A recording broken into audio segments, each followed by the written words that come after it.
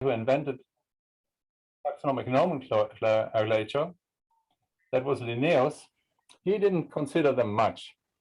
He thought they were just the poor peasants among the plants, so the rustici pauperimi, he called them. And if you look at that image from Baja California, you will probably think that this is a bit a misnomer, because they're actually quite brilliant, those lichens growing there on the Fucaria branch. But backing up a little bit, there is quite a lot of history to understanding what lichens actually are. And there was a famous lichenologist called Nylander, who at the time was the expert in lichens. And he listened to a talk, he got to know about a talk by a medical doctor, Professor Schwendener from Basel. And Nylander at the time said that what Schwendener was proposing was a bunch of nonsense. He called it Schwendener's stupidity. But what Schwendener actually had proposed at the time, the Swiss doctor in Basel at his presentation, was that lichens were actually two different organisms. So he said, Professor Schwendener from Basel explains in his presentation that the gonidia and fibers of lichens were not genetically related. Instead, the latter had to be growth of fungal hyphae on algae. And we now know that this is actually correct. So Schwendener was not just famous for his stupidity, but he's actually now famous for discovering what lichens really were. So I don't know why this is not moving forward, but here is what lichens look like. So if you find a lichen in nature,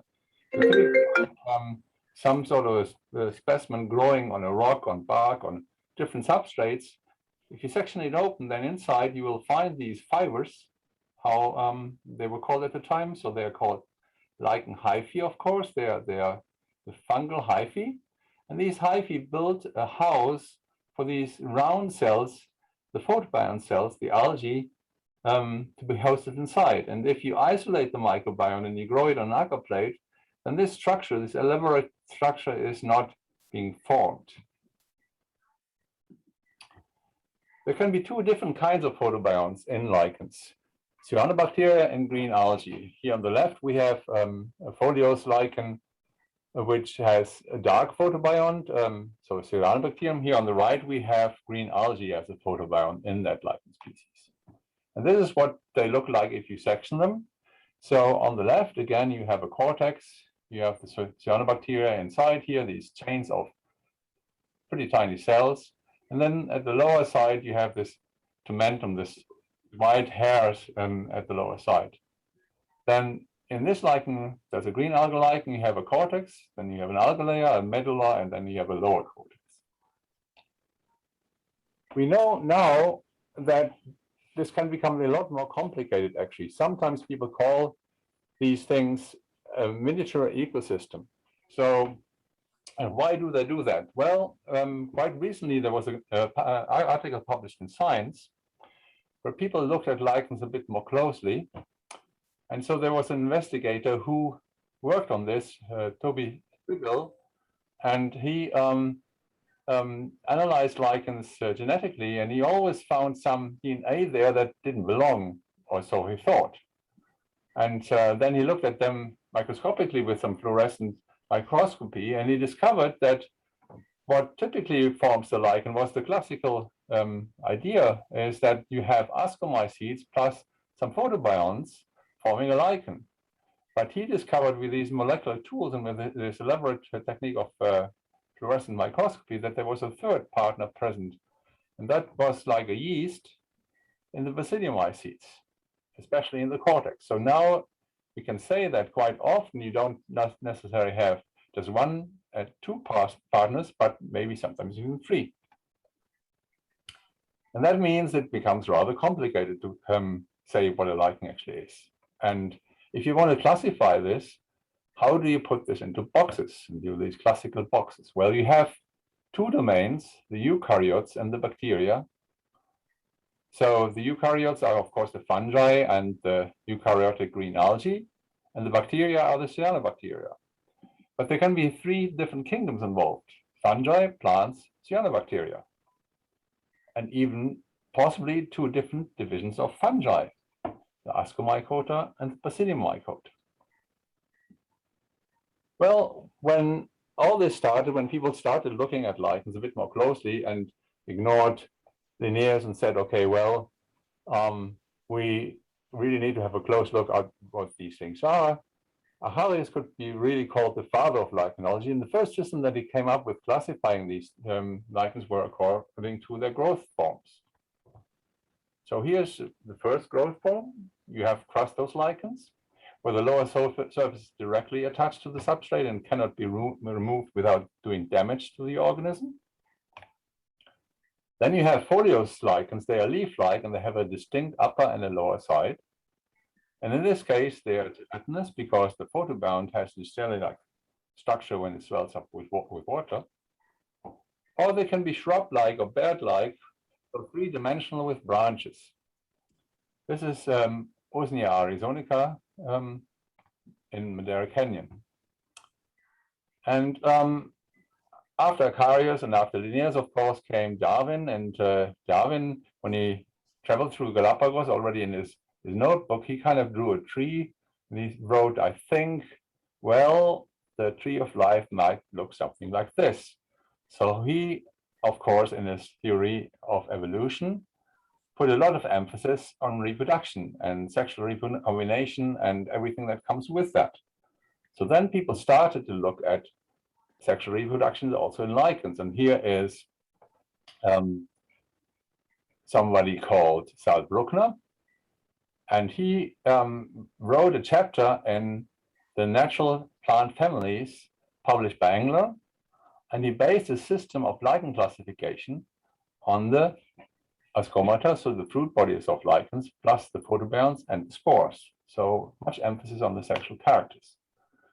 And here we see a lichen in an electron microscope, a photo that I did as a grad student here at ASU. And I sectioned it, and you can see that most of everything, what's kind of brownish, is the microbiome. And inside this microbiome, this is artificially colored, of course, are these photobiont cells. So the big biomass is the microbiome.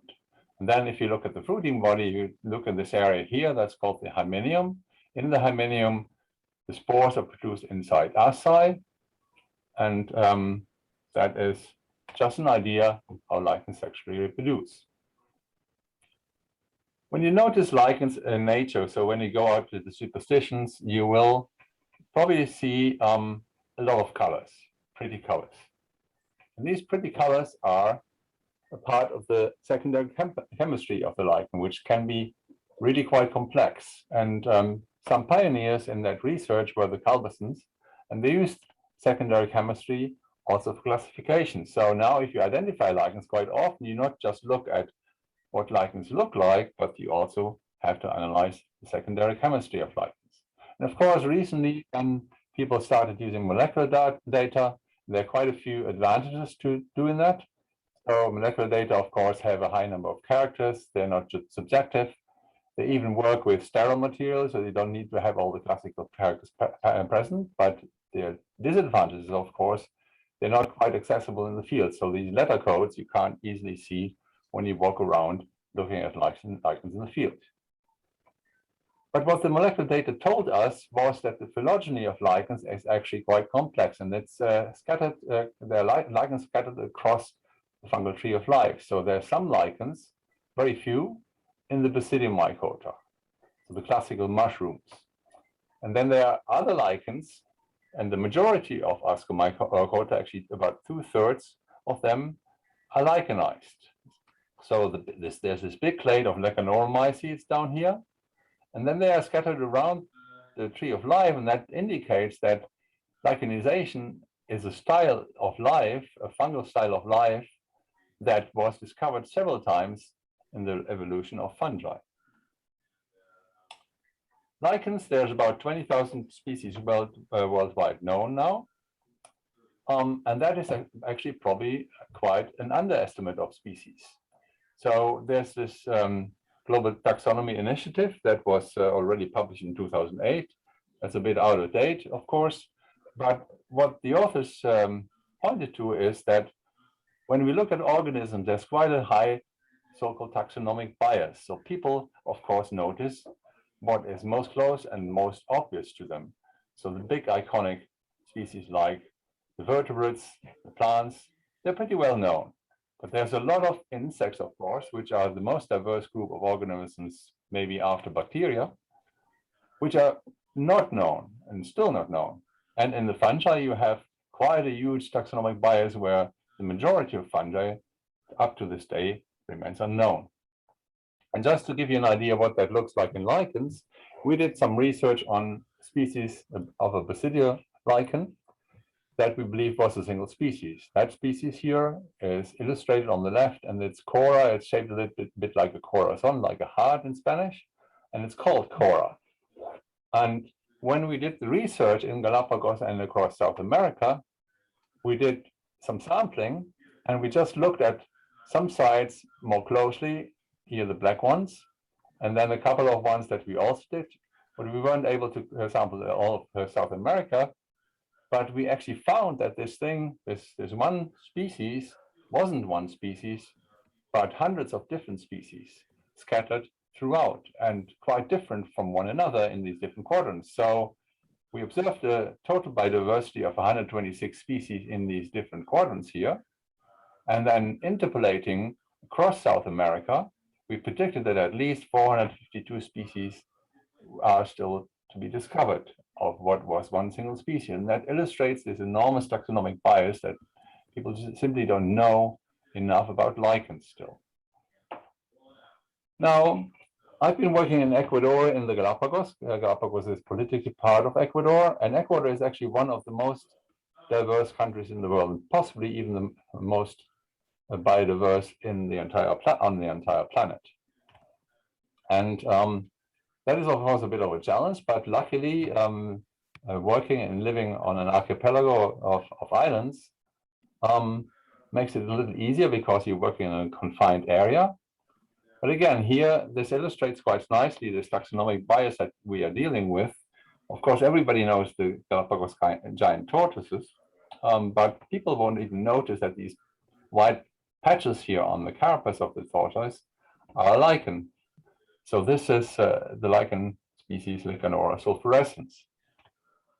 The first person who ever worked on lichens in the Galapagos was Bill Weber. He is seen here on the right, collecting lichens in the Galapagos. And then when we started working there, these red spots are a little bit shifted. These dots should be on the island. We went to about 500 different field sites and collected about 15,000 specimens, and I visited all the 10 herbaria that have historic collections in the Galapagos. And so we did a lot of work in addition to what Weber had started. So Weber, by the way, got pretty old. He just died with 102 years old in 2020, quite recently. And before he died, he still was awarded like the Nobel Prize in lichenology, which is the Acarius Award, called after the father of lichens, Acarius, the Swedish lichenologist Acarius. So when we look at what's known about biodiversity in the Galapagos, it's actually surprising that the bias that is present across the planet is pretty much reflected also in what we know about the species here in Galapagos, and I published on this. I worked in the Galapagos as curator of lichens, but also of the natural history collection. So we did some study across all the taxonomic groups, and we came up with this diagram where you can see that lichens and fungi are pretty much underrepresented and poorly known as well. And so if you kind of try to visualize this is a diagram from Stuart Peck. And Stuart Peck drew basically a speciescape. So, he just made a diagram of animals and plants and so forth in the Galapagos, and he drew them according to their size, what is known about these different groups. And here are the lichens from Bill Weber, who published a checklist with 228 species at the time. And if we change this now to what is known now, according to the work we did in the Galapagos, this would look like this, because we now know that there's almost at least 960, possibly even 1,000 species in the archipelago present. Just to give you an idea about the work that we published. So Weber, and then an update from Elix and McCarthy, published 228 species from the island, from the archipelagos, from the different islands. We have an online checklist. Then there are some unpublished records. And so just to give you an idea, we started in 2007 with the publication of the revision of the genus Ramalina, of which we recorded a total of 15 species. 7 of those were described as new to were new to the Galapagos, and 4 were new to science. And just recently, I published a paper with some co-authors from Sweden and Denmark, where we recorded 22 total records. 17 of those were new to the archipelago, and about 10 new to science. And here's a checklist in the Consortio de Herbarios de Lichens en America Latina. There's a version of this that we maintain also, a consortium of North American lichen herbaria that some of you might know. And it's basically a huge database that allows you to manage specimen data, as well as construct these checklists based on the specimens that you have collected in a certain area.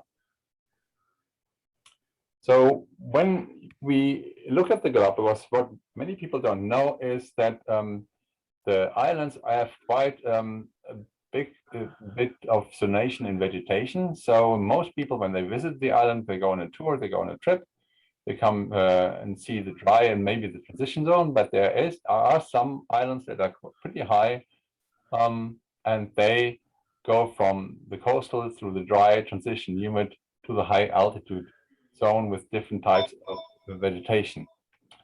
And this is basically reflected because the islands are hit from the south with the prevailing winds and the clouds that cause these cloud forests here to develop. And above the clouds, on some islands, there's a high altitude dry zone. So secondary zone that is as dry as down here. And this is reflected in different climate diagrams. And of course, this is also reflected in the lichen vegetation. So there are different lichens growing in these different zones of vegetation. And what is nicely illustrating why lichens are growing in these different areas is when you take a satellite image of the cloud cover across these islands and see that there are quite a few more clouds on the southern sides of the island. So it's quite a lot more humid on the southern sides. So the islands are a bit like a wall where the southern currents hit the islands and the clouds form. And then the leeward side on the other side gets pretty dry. And that is reflected, of course, also in the vegetation. Here we see that these humid zones are on these exposed southern slopes of the islands mostly. If we want to characterize the lichen habitat, then there's basically a macro and a micro habitat. So the macro habitat would be everything you see here in this photo. And then the micro habitat is this trunk of a tree of Puntia species, right? So the lichen grows on this particular side of the tree trunk and is in a more or less exposed area of that trunk. And you can, when you go out and collect lichens and you try to do an inventory, not record all the information that's there, but with this kind of little cheat sheet that I did, this habitat slip, we can record quite a lot of information when you collect lichens. And then you can go and try analyzing this, and you can create profiles. So here we have Roxella gracilis, a pretty common lichen throughout South America and the Caribbean. And that prefers, as we can see from the statistical multivariate analysis, small little branches where it typically grows on. And then you can come up with these profiles where you compare different species with one another. Buellia staminea and Buellia galapagona, 2 species of the same genus, and they grow in pretty similar macro habitats. You don't want to see Frank? Sorry, what? Maria, Okay, so well, they then grow in different macro habitats and micro habitats and can create these profiles. Why are we doing all this work? Why are we doing this inventory work? Why do we bother with trying to figure out where these species are, how they're characterized, which habitats they grow on? Well, we all have heard about this dire situation of that biodiversity is in, and that the geologists even call this age that we live in the Anthropocene, because we are modifying our environment so much that in the geologic record, in many centuries or decades or eons from now, we will still find that humans transformed this planet and that we are in a species extinction crisis where we are predicted to lose a lot of organisms. And here are the ones that are fairly well known, and the projections are pretty similar for all of them, but we know very little about the lichens. And so some people are talking about even a sixth extinction. And when we're talking about climate change and the dire situation our planet is in, and compare that with biodiversity loss, then there's a publication from Rockstrom, for example, who makes the case that the situation is even worse with biodiversity loss compared to climate change. But of course, both processes are interrelated. And so we are in a pretty dire situation. So we need to know what is actually going on. And if we try in Galapagos to understand biodiversity, then it helps to look at these biodiversity hotspots. So analyzing all the data that we of the specimens that we collected, we can identify some hotspots where there's a lot of species present at these sites. And then we can also look at this from a different angle. We can see which sites have unique species that are pretty unique and only occur in the Galapagos. And many of these hotspots are actually considered refugia, where there are single occurrences of these endemic species. And trying to come up with an assessment of what's going on, it's necessary to really understand and better understand the ecology of these species. So here we have Lichen galapagoensis, which is an endemic lichen in the Galapagos. Of course, only in the Galapagos, and it typically grows in these habitats here on a tree that has been introduced to the islands. So that seems pretty odd. Why would an endemic species that occurs only in the Galapagos occur on a tree that has been introduced to the islands? So that's foreign to the islands, that's even an invasive species that people try to get rid of now to restore this natural shrubland. So there's Miconia robinsoniana, which is a dominant shrub in this area, and it gets successfully replaced by this forest of cinchona and an introduced tree. And the lichen can be found typically on these trees. So that seems rather odd. So now the question is, of course, where is the natural habitat of this endemic lichen species? And this is actually on a volcano on Cerro Azul, but that volcano looks like this. There's introduced cattle, and the cattle have transformed the entire landscape into the grassland. But there's some areas left, like in these inaccessible sites where there are tree ferns, and these tree ferns, they grow down here in this volcano, side volcanoes, and there are the now critically endangered these tree ferns.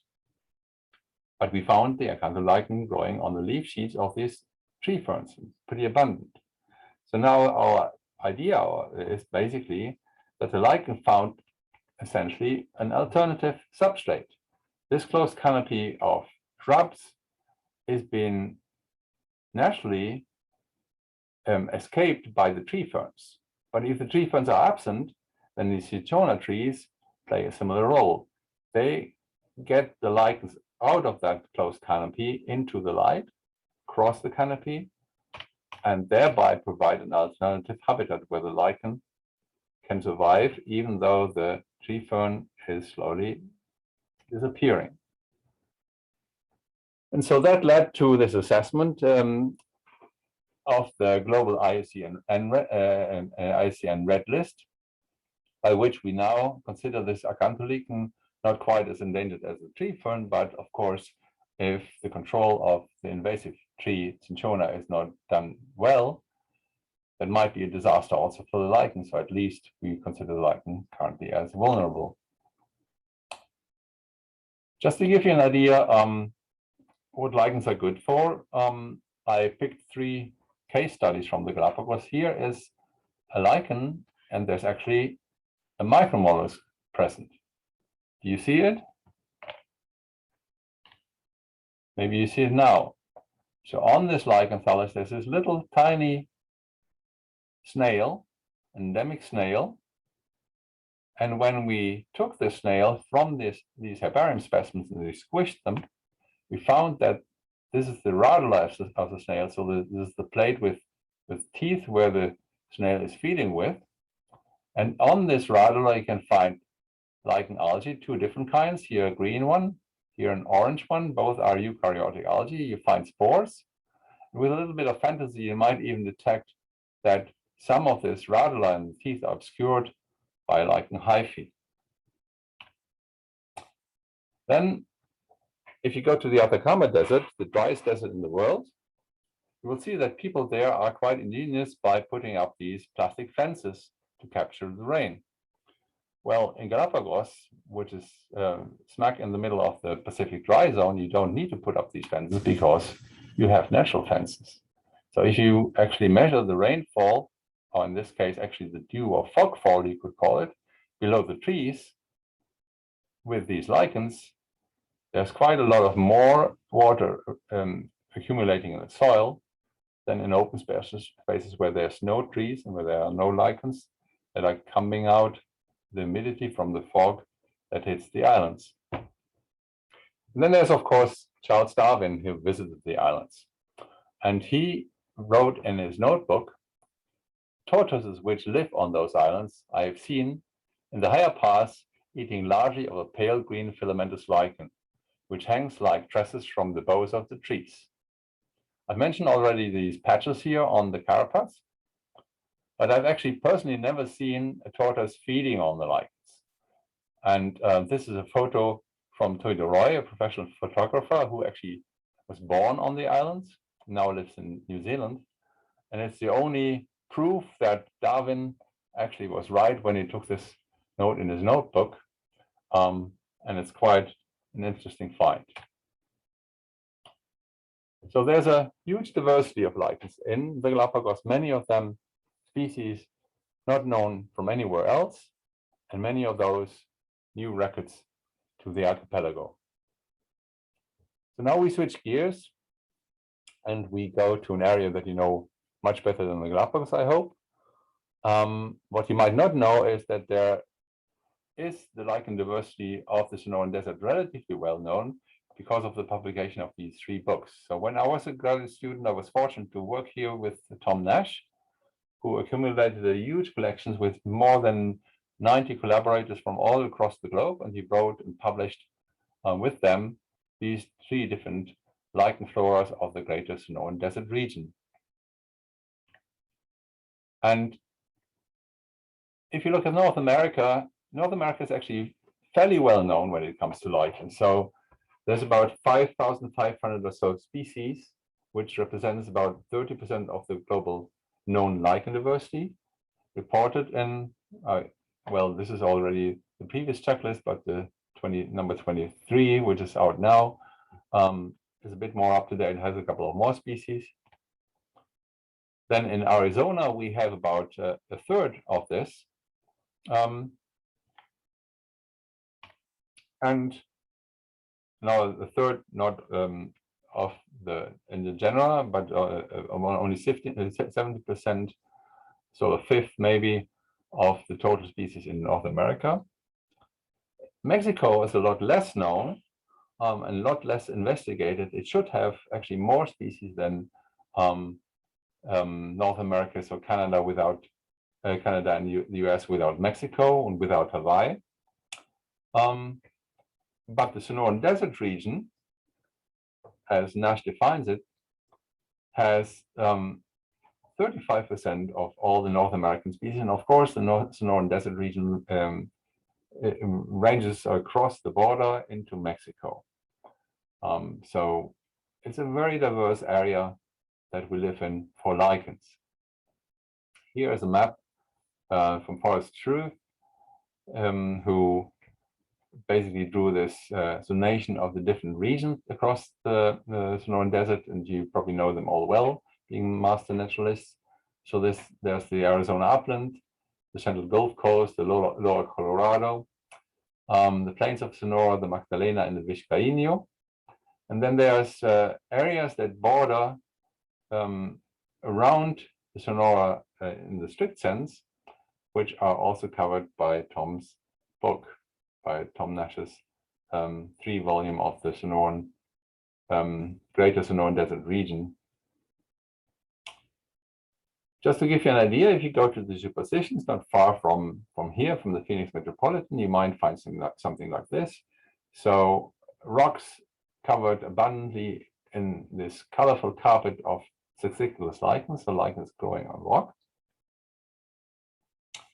Here, a couple of these species that you might encounter: an Acrospora, a Candelina, the very common genus Santa Palmelia, this Lichenella here, and the Calaplaca. And then you go to the lower Colorado Valley, the area where Phoenix lies in. And if you get out of the Phoenix metropolitan and you get to this area, you find relatively boring vegetation dominated by creosote bush. And it's not very diverse in the lichens that live there, but there's some peculiarities that are quite fascinating on the desert pavement. So here you have these desert pavements with these rocks that lie about, and they're mostly volcanic, but in between you have caliche, which is a rock that is a calcium carbonate that naturally accumulates on these desert pavements. And when you look closely at these pieces of white calcite rock, and you will see that they are invaded by something that looks like this. You have all these black dots, and these black dots are actually fruiting bodies of a lichen.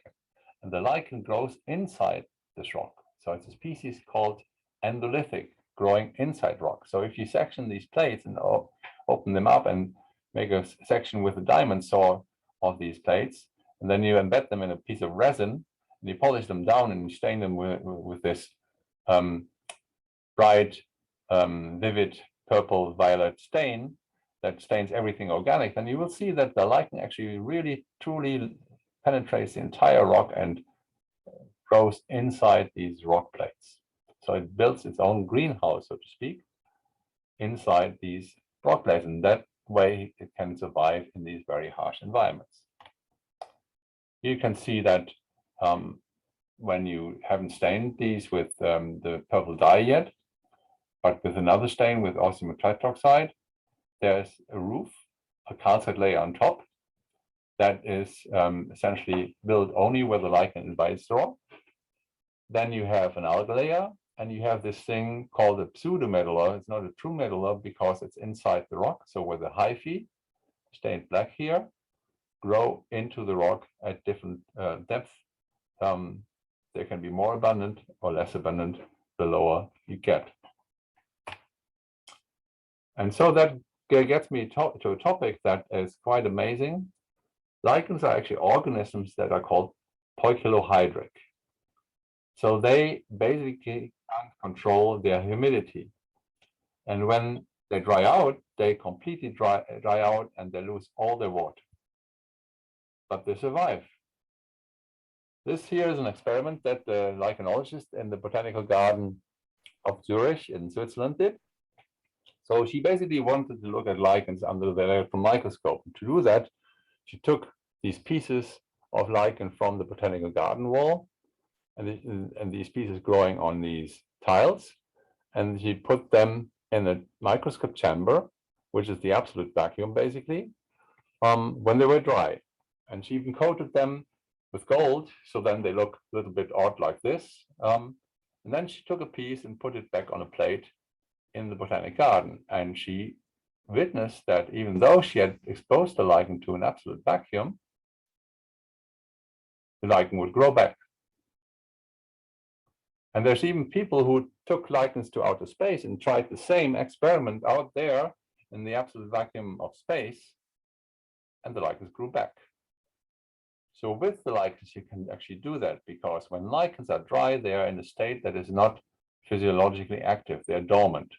And the lichens survive long periods of dormancy while they're completely dry, And as soon as they become hydrated again, they become physiologically active. So they have enzymes, special enzymes that repair the cells, even though they've been completely dried up. And that's quite unique to these kind of organisms. So that is how they can survive in these rather extreme conditions. So if we want to know more about how lichens grow, we recently started to work on an inventory or on a way to look at them using some technology that's pretty new, and that's called photogrammetry.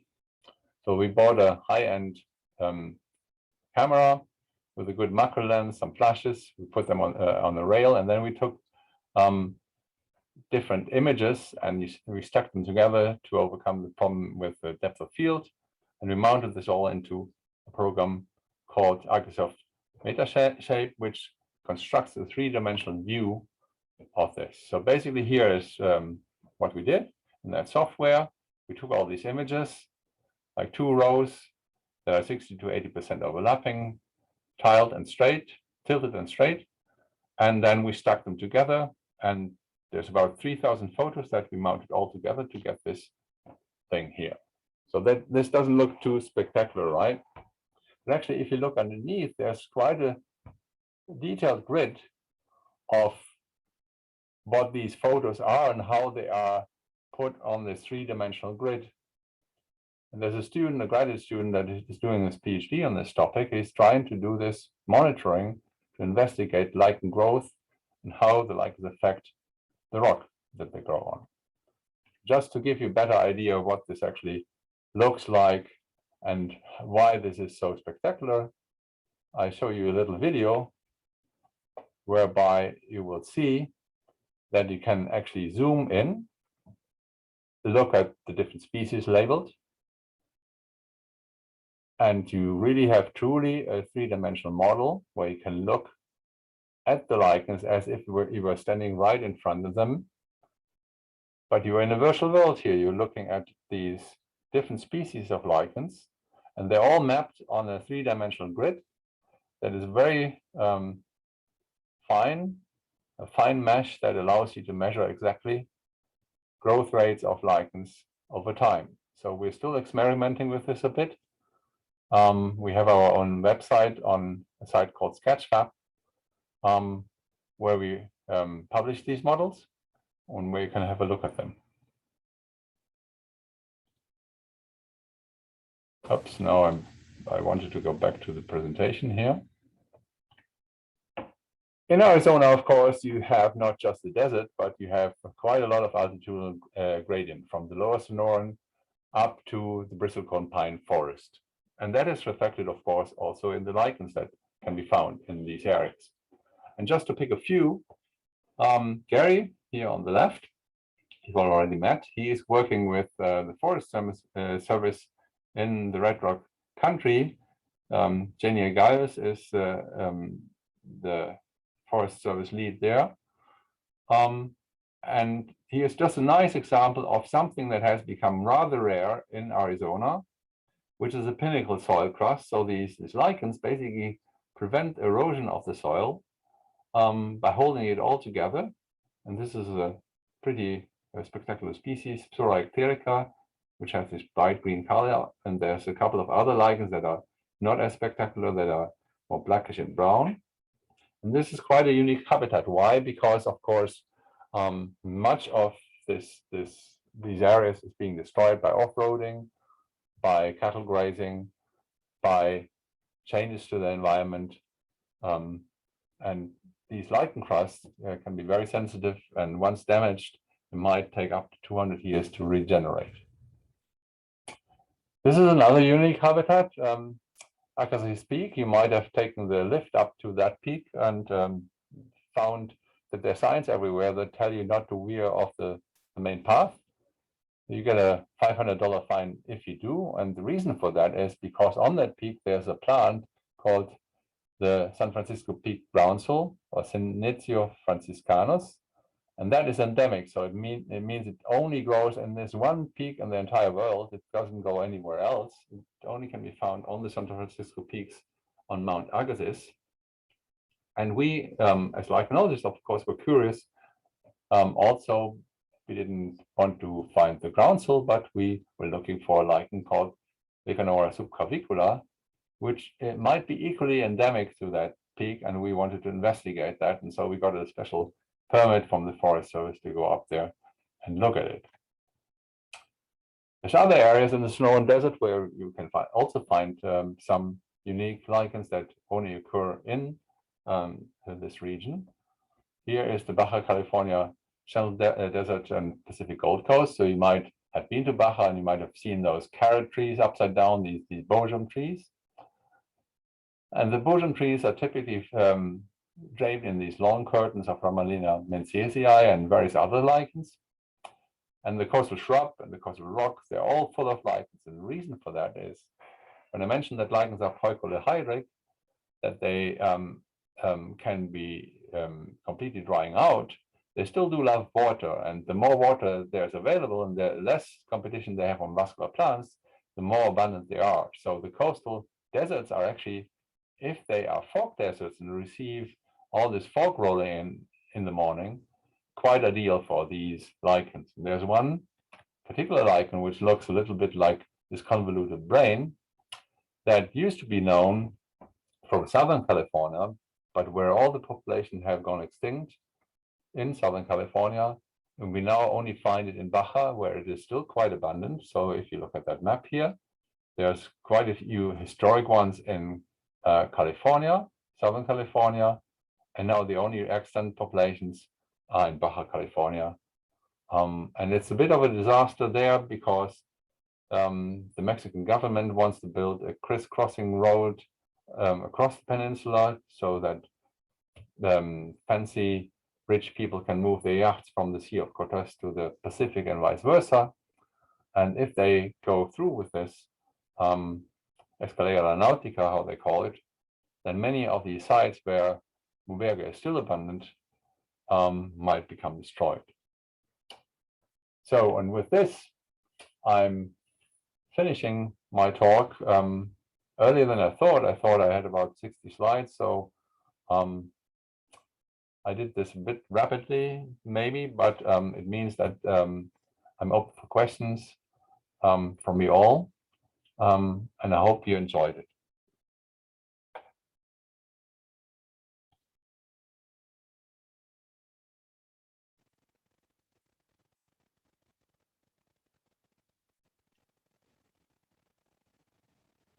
If anyone has any questions, you can feel free to unmute yourself and ask. I know there was one, Mary wanted to know, what lichen are you most intrigued by? Where is it found? And why are you most passionate about that one? Well, that's a really hard choice. I think I do love them all because, especially the ones that are so colorful. I'm quite enamored with the Mobergia calculiformis, which is just a spectacular lichen that's kind of rather unusual growth form, this kind of brain-like structure that it has, and I've always liked it. But I partly got into lichenology because I was always fascinated by the pretty colors, by the different shapes. They just look so odd. They kind of look from as if they were from some other world. So that's what really intrigued me. So it's really hard to pick one favorite one. Thank you.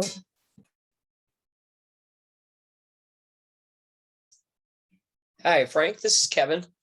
Hi, Kevin. Hi, how are you tonight? Good. Good, glad to hear it. I had a question that you referenced a 3D mapping type site where you could see that lichen with all the layered stack photos. Yes. Could you tell us again what that was? Yeah, I can even show you if you like. So I need to share my screen for that again. That'd be great. Thank you. Actually, which whiteboard? I don't know. So let's see. I hope. No. Okay. That didn't work.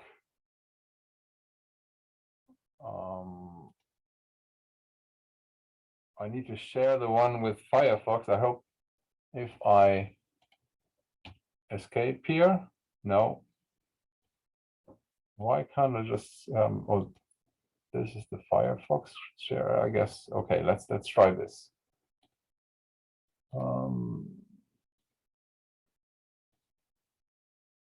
So I hope you can still see my screen. Can you? Yeah, we still see it. Okay, so now I need to find that sketchmap model, right? So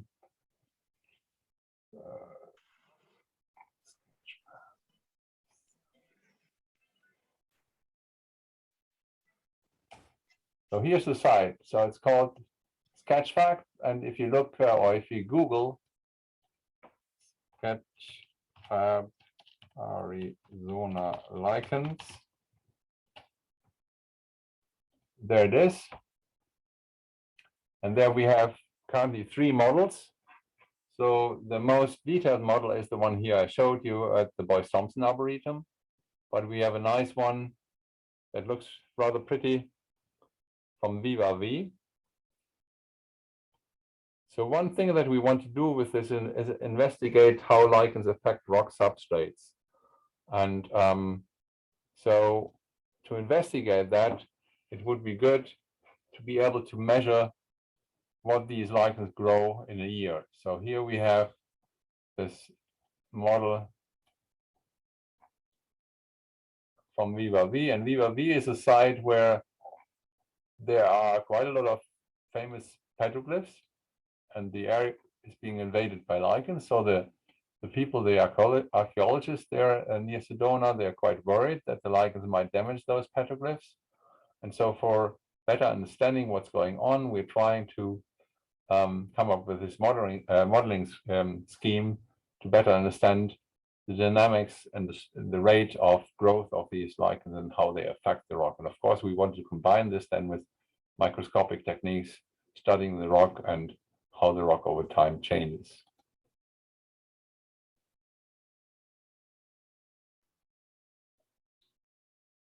There are a couple more questions in the chat. Beatrice wanted to know, could you elaborate on why the Sonoran Desert is so prolific with lichen, 35% of all North American lichen? Yeah, it's kind of a tricky question to answer. I think the answer lies in this unique position that the Sonoran Desert is in. So if you know a little bit about that Sonoran Desert, you will know that it's at the crossroads of different floristic provinces. And there's quite an overlap from the north, where you have like temperate species coming in, and from the south, where you have more subtropical, even tropical species coming in. And it also is at the crossroads of different deserts. So you have the Chihuahua Desert, which is more a subtropical tropical desert. We have in the north the Mojave Desert, which you could even debate whether you want to call that a desert or not. And then the Sonora lies in between. And also, in addition to that, the Sonoran Desert has quite a lot of different topography. So you might recall that if you go further south in the state, that from Arizona across the border into Mexico, you have what people call the Madrean Sky Islands. So in this seafloor desert, you have mountain ranges that are sticking out, and they're forming deserts where on these peaks, you have very different environmental conditions to the desert floor, so to speak. And so that naturally creates a lot of habitat diversity. If you just take Arizona, you have that diversity also in the geomorphology of the state. So there's even a 3-hour drive up north takes you into a totally different environment. And then you hike up the San Francisco peaks, and again you have a very different environment. And this diversity is reflected, of course, not just by the vascular plant species or the insects, but also by lichens and by all these different groups of organisms that grow here. So it's generally quite a diverse area. I think Mary has her hand raised. Yeah, I just wanted to thank you, Frank, for a wonderful presentation. I'm curious to know what impact the significant amount of rainfall that we have experienced here in the Sonoran Desert this year has had on the growth of lichen, or has it had any impact at all? It most certainly will have an impact, and it's kind of hard to tell because lichens are generally considered very slow growing. So some species, especially crustaceous species, can grow only millimeters or even fractions of millimeters per year. And the reason why they're so slow growing is because you have to have a balance where the photobiont, even though the biomass is relatively minimal, needs to produce everything that the microbiome sustains itself on. And then we also have only a very short window of opportunity for where you have a positive net balance of the system. And that is only during the time when the lichens are fully hydrated, when they get enough water from either rainfall or fog in the early mornings, for example, or in the late evenings. So when the sun is already up so that the algae can photosynthesize, but there's still enough humidity in the air. And so now if you have a lot of rainfall, of course, in a place like this, then this changes. So there is a prolonged window where essentially the lichen can be physiologically active. And that can be also seen kind of spectacularly just by looking around closely at these lichens. You will notice that they look quite differently when they are fully hydrated. They look not just fresher and the colors are more vibrant, but many of those lichens that have cyanobacteria, then they are also getting this kind of jelly-like structure. And many people now suddenly notice some lichens that have previously overlooked. It's similar to like some of the ferns that can also, the few vascular plants that can survive draw it very well, and they can completely dry out. So they again also become suddenly green and vibrant and lush. And the same happens, of course, with the lichens. But the growth rates are much slower than in vascular plants, and they're not as easily noticed, maybe, right? Thank you. All right, we got a few more that popped up. Mo was wondering if you have any recommendations on tools available to help identify lichen. So I guess books or apps or. Yeah, so one thing I'd like to show you, again, sharing my screen. And I noticed that I should have made this talk a little bit longer, but I thought 60 slides were quite enough if I talk a minute for each slide. So anyway, so one sort of professional resource is called the Consortium of North American Lichen Herbaria. And this platform, I hope you can all see it, is essentially a website that does three things. So first of all, you can do a specimen search. So there's a lot of different herbaria, not only from North America, but from across the world, including ones from Latin America and European herbaria that are participating and sharing the data of specimens. And that means that if you go to this platform and you look at the checklist, for example, then you can see that there's different checklists. For example, also one here from Arizona. And these checklists on the lichens of Arizona there have also these maps where you can see lichen distribution across the state. Yeah, so this is all the lichens that are found basically in Arizona. There's an outlier here, which is probably a mismatch of the coordinates, of course. And you can do something similar. You can do this dynamically also. You can create a dynamic species checklist by putting essentially a dot on the map, and then you can say, okay, I want to have everything around this dot, and then you build a checklist. And many of the species, if you have an idea what they are, have their profiles. So for the Sonoran Desert region, these three books that were published are also all online now. So the photos of these species are online with detailed descriptions, right? So this is a very good resource because the photos are based essentially on verified voucher specimens.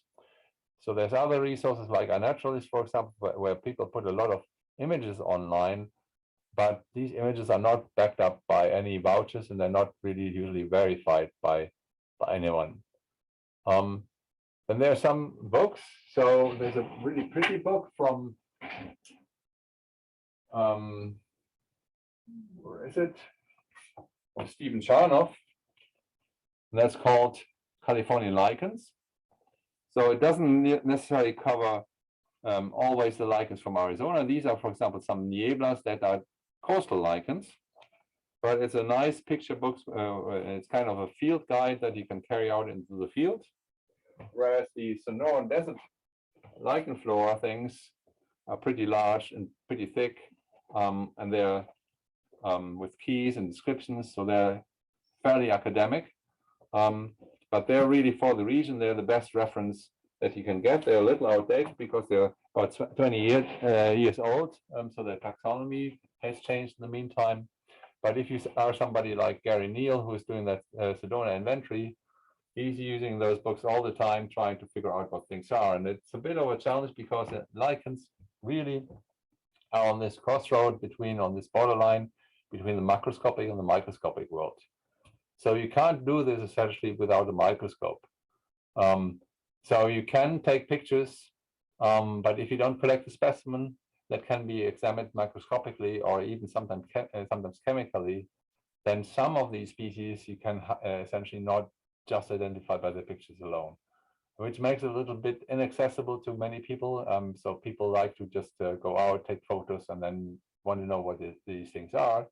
For many common, well-known, easily distinct species, that's possible, but some species are critical that you need to do the microscopy. So that's a bit of a challenge, of course.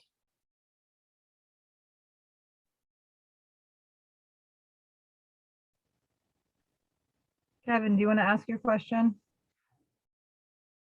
Yeah, sure. Okay, so I did have a question, Frank. Do lichens seem to prefer certain mineral content or mineral combinations? Do they tend to prefer certain kinds of rocks to others? Yeah, that's a good question. So there's a little bit of differences in diversity across the different rock types, but there's generally a large divide between calcites and stones that have no calcium carbonate. So sandstones, metamorphic rocks, or volcanic rocks. So the reason for that is, like with vascular plants, essentially lichens as vascular plants, they are somewhat inhibited by aluminum, and aluminum is more soluble in a calcite environment. So the species that are growing on calcite rocks, they need to be adapted to tolerate higher levels of aluminum. There are some lichens which are very specific because they tolerate other heavy metals, for example, copper. So there's the copper is a strong toxic, of course, and so in the UK, for example, they have been using lichens as indicator species for copper-rich minerals because there are some lichens that can form copper oxalates and thereby essentially detoxifying their environment. So they bind the copper with these, instead of calcium oxalate, they form copper oxalate, and thereby making the copper inert, and they can survive on these substrates. So they're not necessarily killed. And then they are also the only lichens that grow on these substrates. And so lichens are generally having a different diversity in calcite versus non-calcite rocks, and some specific ones on like ultramafic rocks, on serpentine, on copper-rich substrates. But other than that, there's not so much different. And probably I would assume that the structural difference sometimes can cause whether you have a lot of lichens growing on a rock or not. So if you have a very hard rock, say a basalt, maybe that is less less accessible, say, than, say, for example, a rhyolite. So here in the Sonoran Desert, rhyolite seems to be a really nice substrate for a lot of very colorful species to grow on. Thank you. Stability has also to do with it. Some very soft sandstones, they kind of tend to erode away, and then it's more difficult to establish a permanence on these very soft rocks.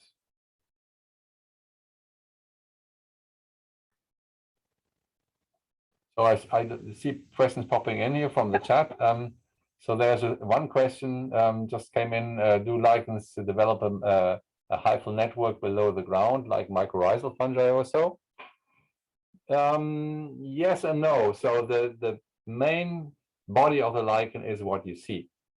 But as I pointed out, there are some lichens that are hidden in their substrate. So that goes for bark and wood. So there's some species that can grow inside bark or wood. And there's some species that can even grow inside stone, like this Biocollections that I showed you. So in that case, they penetrate the substrate and they live inside the substrate. And they essentially form a hyphal network in that substrate. But most species that they adhere to the substrate, and especially the crustose ones, they adhere very closely. They don't have a lower surface. And they, with their hyphae to a certain extent, penetrate into the substrate.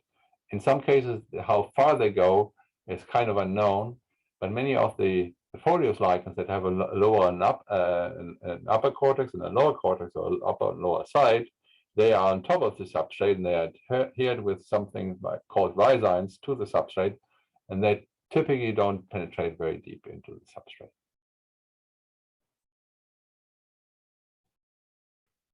substrate. Maria had a question about the ocean lichens, and are they, could you elaborate, or are they rare because of the salt water damaging the algae? No, not really. Actually, some of the coastal areas can be extremely rich in lichens, and salt water has, or the seawater has a relatively high content of phosphates, and that is, of course, one essential nutrient for plants as well as lichen algae. And the lichens that grow in these habitats, of course, are tolerant to the relatively high levels of salt. There's also some specialized lichens that can be often found in along the seashore, but also inland, that are adapted to bird perching stones. So they are adapted to very high nutrient input, so they can tolerate these really high levels of nutrient from the bird poop, essentially. They thrive under these conditions. But of course, they are a rather specialized kind of fungal biota, if you like, if you don't want to use the term flora, so which can be tolerant to these extreme conditions, and not every lichen can tolerate this. And there are some species of lichens, or even entire genera, like the genus Niebla. Niebla is endemic essentially to Southern California and Baja California. And they are only found along the seashore. And there's some genera like Rosella, which is cosmopolitan, but the whole genus can only be found along the seashore. So they are specifically adapted to these areas. And if you go to some sites, like in Anglesey in Britain, in Wales, along the rocky shore, you have distinct belts of different zones of different species, and you can see these belts already by their color. So there's an orange belt fairly high up where there's a lot of sea spray. There's a black belt down at the bottom where the sea regularly inundates the rocks.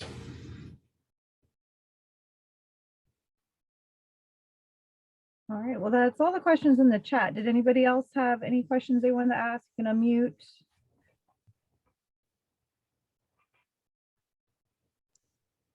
Well, since you asked, Kathy. All right, Frank. So what you just said sparked a thought. Do lichens, are they present in the fossil record? Do they fossilize? Yes, they are, but they're hard to find. So there's some good fossils, some relatively well-preserved fossils, of course, in what is it called, Bernstein. Well, it's the fossilized resin of trees. What is that called? The stone. I just forgot the term. Like Amber? amber? Amber, exactly. So yeah, sorry, I'm German, so sometimes the word escapes me, right? So, these are really nicely preserved ones. Like many insects are well preserved in amber as well. The challenge with other fossils is that quite often these structures are relatively tiny. So again, this borderline between the microscopic and the macroscopic world, that they're hard to recognize. So the first fossils that people found were things where they weren't quite sure what they were. So now from the Rhine chart, there's a couple of lichen fossils that people are pretty sure that those are lichens, where you can see hyphae and algae and something that looks like a fruiting body. But again, many of the structures are microscopic, and they are hard to detect. So they might be better preserved than we think, but they're probably difficult to spot and to find. Thank you. Good questions.